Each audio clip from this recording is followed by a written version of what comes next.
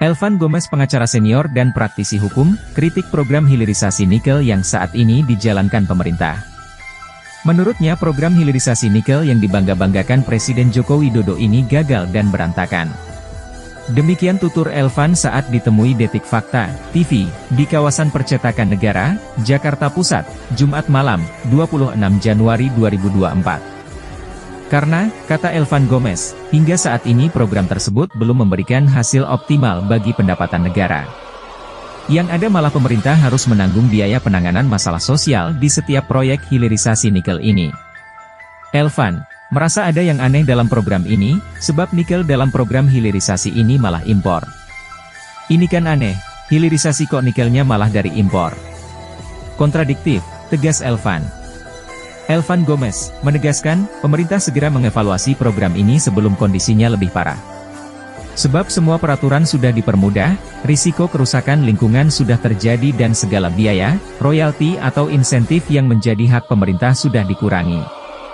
Elvan Gomez mendesak pemerintah profesional dalam melaksanakan program ini agar sumber daya alam yang dikelola oleh perusahaan-perusahaan smelter asing dapat menghasilkan nilai tambah lebih bagi pendapatan negara, bukan malah merugikan negara.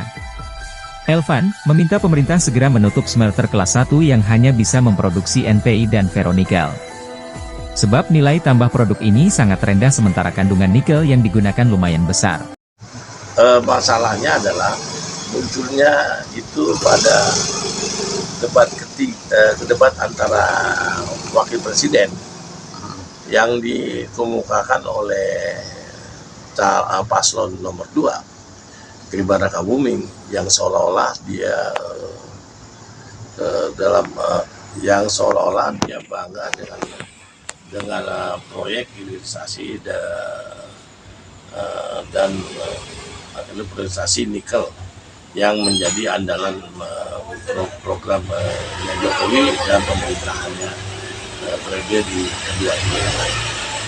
Padahal masalah hilirisasi tadi di dunia internasional banyak serangan yang muncul di peradilan internasional, baik oleh masyarakat Eropa maupun masyarakat Amerika Serikat, di mana dalam persidangan di WTO Indonesia telah gagal dan kalah dalam gugatan tersebut. Nah, dan selain itu, sebetulnya proyek hilirisasi nikel itu dibangga-banggakan akan digunakan sebagai baterai mobil listrik. Padahal pihak pengelola mobil listrik, baik Amerika maupun China, sudah merubah bahan baku nikel tersebut tidak akan digunakan kepada masalah mobil listrik. Sebab satu, nikel yang digunakan sebagai alat baterai mobil listrik lebih mahal dari energi lainnya yang sekarang telah digunakan oleh mobil listrik Tesla maupun Cina. Nah, ini terjadi.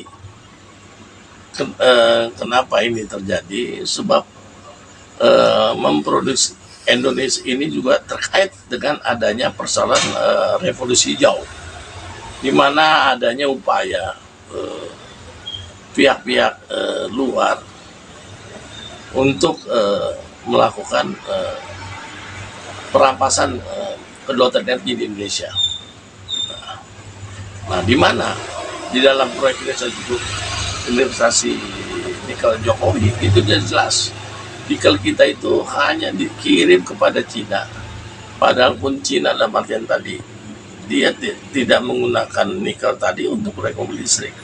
Padahal pencemaran lingkungan dunia itu dikaitkan dengan pencemaran lingkungan dunia itu udah ambang batas 5% sampai dengan 17%. Indonesia baru mencapai 2,5%. Nah, seharusnya program yang tadi pertambangan hilirisasi nikel batu bara itu digunakan oleh bangsa Indonesia karena pertumbuhan pertumbuhan ekonomi yang paling energi itu Indonesia paling masih butuh dalam rangka untuk meningkatkan kekuatan sumber ekonominya. Nah, untuk menghadapi global tadi, di situ Jokowi juga belum mampu meningkatkan pertumbuhan ekonomi bangsa Indonesia karena energi gas kita masih terlalu mahal produksi. Kenapa? Di dunia internasional mereka memproduksi lebih dengan biaya energi listrik yang lebih murah daripada Indonesia, menyebabkan produk-produk mereka diciptakan yang sama Indonesia lebih murah. Nah, pertumbuhan ekonomi kita masih sekitar antara 4,5%. Nah, ditargetkan 7% itu akan capai 5%. Karena apa?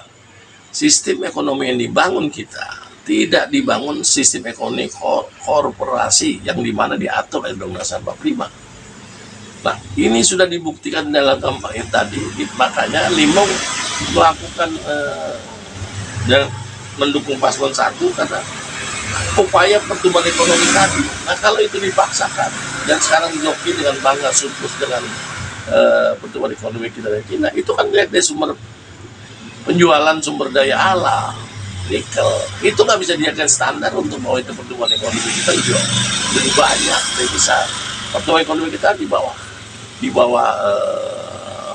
5 atau 8%. Dan inilah makanya kemiskinan di zaman Jokowi sekitar 25%, lebih besar dari kemiskinan zamannya si SBY, Susilo Bambang Yudhoyono. Dan ini membuktikan bahwa pemerintahan Jokowi 2 periode gagal dalam melaksanakan amanat dia sebagai presiden untuk mensejahterakan rakyat dan mencerdaskan bangsa. Maka secara hukum yang seharusnya terjadi, bukannya Jokowi melakukan cawe-cawe politik untuk menerus pembangunan. Jokowi harus segera turun, atau pemakzulan itu sudah bisa dilakukan. Tinggal bagaimana kemauan DPR, kemauan masyarakat, memaksakan Jokowi. Nah, itu. Jadi persoalan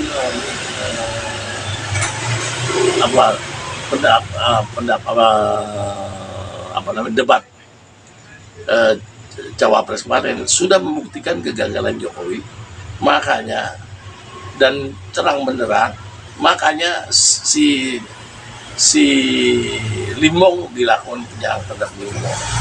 Padahal di situ Limong telah melihat kegagalan Jokowi dalam meningkatkan pertumbuhan ekonomi masyarakat Indonesia untuk lepas daripada kemiskinan, menjadikan masyarakat Indonesia sejahtera dan cerdas. Nah, ini juga terlihat dengan namanya tadi tingkat tenaga kerja.